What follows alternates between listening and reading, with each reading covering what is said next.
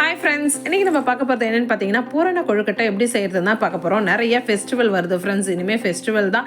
நம்ம விநாயகர் சதுர்த்தி, கிருஷ்ண ஜெயந்தி அதுக்கெலாம் பார்த்தீங்கன்னா பூரண கொழுக்கட்டை நம்ம செய்வோம். அதனால் எப்படி செய்கிறதுன்னு பார்க்கலாம். இதை நீங்கள் ஸ்கிப் பண்ணாமல் பாருங்கள், ரொம்பவே ஈஸியாக இருக்கும்.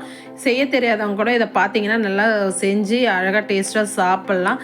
நம்ம பச்சரிசி 1/2 கிலோ ஊற வச்சு நல்லா அரைச்சி மாவு மாதிரி எடுத்துருக்கேன் பாருங்கள் ஃப்ரெண்ட்ஸ். இதை நம்ம இட்லி துணியில் நம்ம கொட்டி நம்ம ஒரு 10 நிமிஷம் வேக விட்டுக்கலாம். பாருங்கள், அடியில் தண்ணி ஊற்றி கொத்து வச்சு மேலே இட்லி துணியில் போட்டு வேக வச்சுட்டு அதுக்குள்ளே நம்ம பூரணத்துக்கு ரெடி பண்ணிடலாம் ஃப்ரெண்ட்ஸ். தேங்காய், மலாட்டா பயிறு, எள்ளு, ஏலக்காய் இது எல்லாத்தையும் நம்ம அரைச்சி எடுத்துக்கலாம் ஃப்ரெண்ட்ஸ். பாருங்கள், வெள்ளம்லாம் வச்சுருக்கேன். நம்ம ஃபஸ்ட்டு நெய் ஊற்றிக்கலாம். கடாயில் நெய் ஊற்றி நம்ம ஃபஸ்ட்டு தேங்காவை நல்லா வதக்கிடலாம் ஃப்ரெண்ட்ஸ். நல்லா வதக்கினோடனே பார்த்தீங்கன்னா மல்லாட்டை பயிரை அரைச்சி வச்சுருக்கோம்ல அதையும் ஃபஸ்ட்டு போட்டுக்கலாம். ஃபஸ்ட்டு மல்லாட்டை பயிரை அரைச்சி போட்டுக்கிட்டாச்சு. அடுத்தது பார்த்திங்கன்னா எள்ளும் ஏலக்காவும் அரைச்சி போட்டுட்டேன். அப்புறம் வெல்லம் எல்லாத்தையும் போட்டு நல்லா வதக்கலாம் ஃப்ரெண்ட்ஸ். நல்லா கொஞ்சம் அந்த பாகு மாதிரி விலகி எல்லாம் மிக்ஸ் ஆகிடும். அந்த டைமில் நம்ம இறக்கிடலாம். ரொம்ப இது பண்ண தேவையில்ல. அந்த வெல்லம் நல்லா அது கூட மிக்ஸ் ஆகிடும். பாருங்கள், மிக்ஸ் ஆகிடுச்சு. இந்த டைமில் நம்ம 10 நிமிஷம் சென்று இந்த மாவையும் இறக்கிட்டு உப்பு போட்டுக்கலாம் ஃப்ரெண்ட்ஸ். உப்பு போட்டு சுட தண்ணி வச்சு தான் ஃப்ரெண்ட்ஸ் பிசையணும். அப்போ தான் நல்லா மாவு நல்லா க்ரிப் ஆகும். நம்ம சுட தண்ணி ஊற்றி பிசைகிறதுனால கரண்டியில் வச்சு நல்லா மிக்ஸ் பண்ணுறேன். நல்லா சுட தண்ணி ஊற்றி நல்லா பிசைஞ்சு எடுத்துக்கலாம். கொஞ்சம் கொஞ்சமாக ஊற்றணும் ஃப்ரெண்ட்ஸ். பாருங்கள், இது மாதிரி மாவை ரெடி பண்ணிக்கலாம்.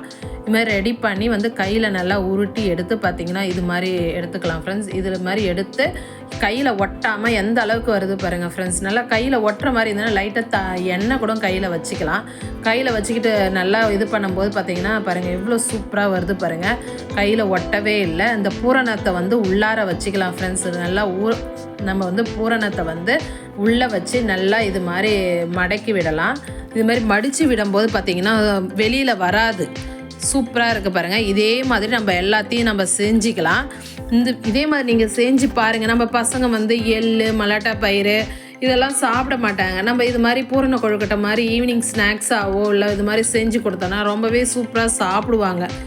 நம்ம சேனல் சப்ஸ்கிரைப் பண்ணாமல் பார்க்குறீங்கன்னா மறக்காமல் நம்ம சேனல் சப்ஸ்கிரைப் பண்ணுங்க. இந்த வீடியோ பிடிச்சிருந்ததுன்னா லைக்கும் கொடுத்துருங்க. இதை பற்றி உங்களுக்கு கமெண்ட்லேயே கமெண்ட் பண்ணுங்கள் நான் எப்படி செஞ்சுருக்கேன்ட்டு.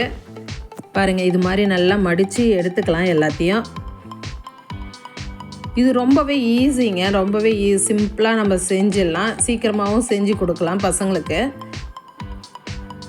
இது ரொம்ப ஹெல்த்தியாகவும் இருக்கும். நம்ம அந்த அச்சில் கூட நம்ம செய்கிறோம் பாருங்கள். அச்சிலையும் செய்யும்போது பார்த்திங்கன்னா அதில் அச்சில் ஃபஸ்ட்டு பார்த்திங்கன்னா எண்ணெய் தடவிடணும். எண்ணெய் தடவினா தான் நல்லா அழகாக வரும்.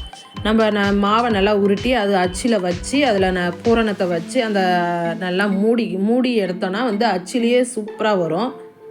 பசங்க டிஃப்ரெண்ட் ஷேப்பில் செஞ்சு கொடுக்கும்போது ஆசையாக விரும்பி சாப்பிடுவாங்க. இது மாதிரி செய்யும்போது பாருங்கள் எவ்வளோ சூப்பராக வந்திருக்குன்னு.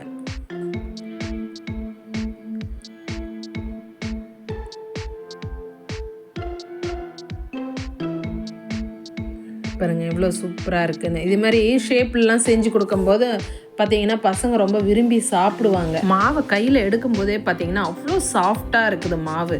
அந்த அளவுக்கு பார்த்திங்கன்னா சாஃப்டாக நல்லா வெந்து வந்திருக்கு. அந்த சுடு தண்ணி ஊற்றி பிசையும் போதும் பார்த்திங்கன்னா அவ்வளோ சாஃப்டாக இருக்கும். இதே மாதிரி நம்ம எல்லாத்தையும் செஞ்சுக்கலாம். இது செய்யும்போது பார்த்திங்கன்னா ரொம்ப நம்மளுக்கு கொஞ்சம் டைம் எடுக்கிற மாதிரி இருக்கும்.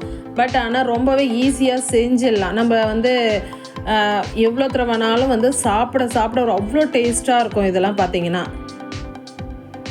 பூரண கொழுக்கட்டை யாருக்கும் பிடிக்காதுன்னு சொல்லவே மாட்டாங்க. அந்த அளவுக்கு சூப்பராக இருக்கும். நம்ம எல்லாத்தையும் செஞ்சுட்டோம். இதை அவிச்சிக்கலாம் ஃப்ரெண்ட்ஸ். துணி போட்டிருக்கோம். துணி போட்டு 10 நிமிஷம் நல்லா வேக வச்சு எடுத்துக்கலாம் ஃப்ரெண்ட்ஸ். எல்லாத்தையும் அடுக்கி வேக வச்சுட்டு நம்ம எடுத்துக்கலாம்.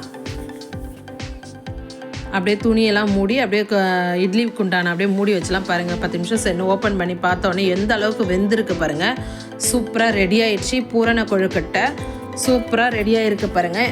இந்த வீடியோ உங்களுக்கு பிடிச்சிருந்துன்னா மறக்காமல் லைக் பண்ணுங்கள், ஷேர் பண்ணுங்கள், நம்ம சேனலை சப்ஸ்கிரைப் பண்ணிடுங்க. தேங்க்யூ.